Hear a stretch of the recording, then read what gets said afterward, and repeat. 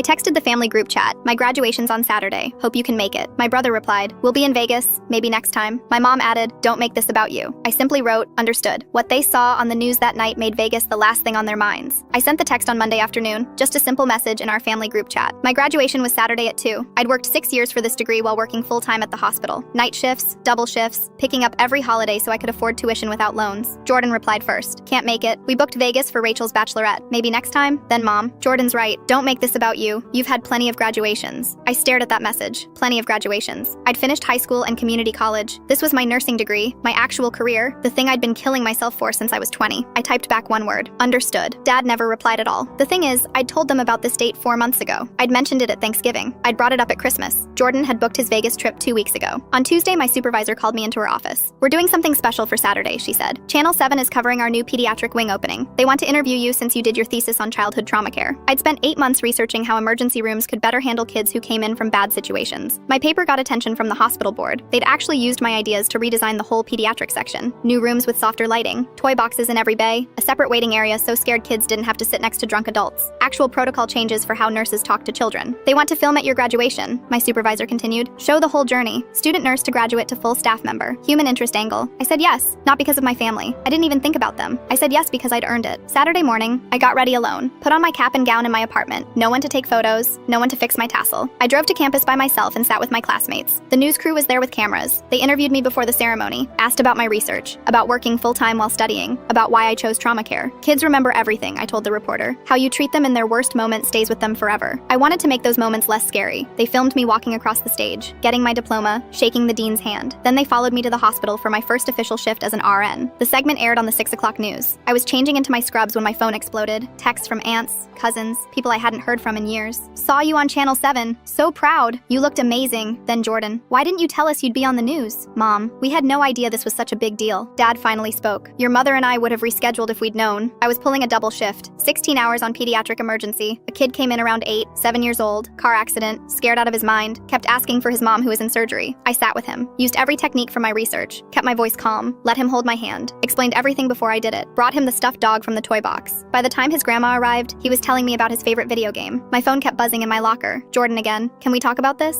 "Mom, you're being unreasonable. How are we supposed to know?" Group chat messages piling up. Dad suggesting Sunday brunch. Jordan saying he felt terrible. Mom writing paragraphs about misunderstandings. I didn't open any of them until my break at 2 in the morning. The news segment was online. Someone had shared it on Facebook. It had 4,000 views. Comments from people talking about how hospitals needed more nurses like me, how my research mattered. A mom wrote about how a nurse like me helped her daughter after an accident. I screenshot that comment and posted it on my own page. Didn't tag anyone, didn't write anything else. Then I put my phone away and went back to work.